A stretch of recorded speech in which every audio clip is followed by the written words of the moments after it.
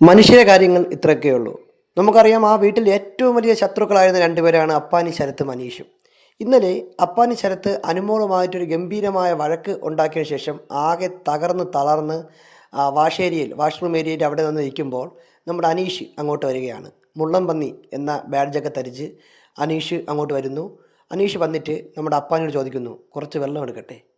അതെ, അതായത് അപ്പാനിയെ ആശ്വസിപ്പിക്കാൻ വേണ്ടിയാണ് അനീഷ് വന്നത്.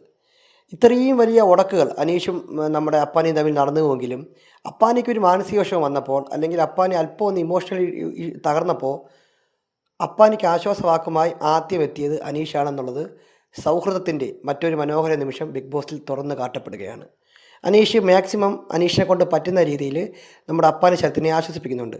അതിനി ആക്കലാണോ അല്ലേ എന്നുള്ള കാര്യം പിന്നീട് അറിയാനുള്ളതാണ്. എന്തായാലും അനീഷ് ആത്മാർത്ഥമായി തന്നെ നമ്മുടെ അപ്പാനി ശരത്തിനോട് സംസാരിക്കുന്നുണ്ട്. അതൊന്നും മനസ്സിൽ വയ്ക്കരുത്, അത് അപ്പോഴത്തെ ഒരു ടൈമിൽ അങ്ങനെ സംഭവിക്കുന്നതാണ്, അത് പിന്നീട് ഓക്കെ ആവും, അത് ആ കുട്ടി അറിയാതെ പറഞ്ഞതാണ്, അങ്ങനെയാണ് ഇങ്ങനെയാണെന്നൊക്കെ പറഞ്ഞ് രണ്ടൊരു ഭാഗത്ത് ന്യായം കണ്ടെത്തി ആ ഒരു സിറ്റുവേഷനെ ഏറ്റവും ലളിതകരമാക്കി മാറ്റുവാൻ അനീഷ് ശ്രമിക്കുന്നുണ്ട്.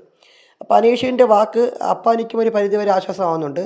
അല്ലെങ്കിൽ അപ്പാൻ ഇങ്ങനെ ഇത്രയും തകർന്നിരിക്കുമ്പോൾ മറ്റാരും അവിടെ, അക്ബറില്ല, സരികയില്ല, മറ്റാരുമില്ല, അവിടെ അനീഷാണ് ആദ്യം വന്ന് അപ്പാനിയെ സമാധാനിപ്പിക്കുന്നതും ഇനി മുന്നോട്ട് എങ്ങനെ പോകണമെന്നൊക്കെ പറഞ്ഞു കൊടുക്കുന്നതും. എന്തായാലും അനീഷിൻ്റെ ഈ പ്രവൃത്തിക്ക് കൈയടിക്കാൻ നിവർത്തിയില്ല. കാര്യം നമ്മൾ എത്രയൊക്കെ ഉടക്കുകൾ വന്നാലും എത്രയൊക്കെ സാഹചര്യങ്ങൾ വന്ന് നമ്മൾ അങ്ങോട്ടും ഇങ്ങോട്ടും എന്തൊക്കെ പറഞ്ഞാലും ആ വീട്ടിലുള്ള 19 പേരും അല്ലെങ്കിൽ 18 പേരും അങ്ങോട്ടും ഇങ്ങോട്ടും കണ്ട് ജീവിക്കുന്നതിന് 100 ദിവസം ജീവിക്കാനുള്ള ആൾക്കാരാണ്. അപ്പോൾ അവർക്കിടയിൽ ഒരു പ്രശ്നം ഉണ്ടാകുമ്പോൾ അതിൽ ഒരാൾ ഇമോഷണലി താഴ്ന്നു നിൽക്കുമ്പോൾ അവിടെ ഒരു ഗെയിമിന് സാധ്യതയുണ്ടെന്ന് മനസ്സിലാക്കി അവരെ പോയി ചൊറിയുന്നതിന് പകരം അവരെ ചേർത്ത് നിർത്തി അവരെ തിരിച്ച് പഴയ ലെവലിലോട്ട് കൊണ്ടുവരാൻ വേണ്ടി ശ്രമിക്കുക എന്നുള്ളതാണ് ഏറ്റവും മാതൃകാപരമായ തീരുമാനം. ആ കാര്യത്തിൽ അനീഷിന് 100-ൽ 100 തന്നെയാണ് മാർക്ക്.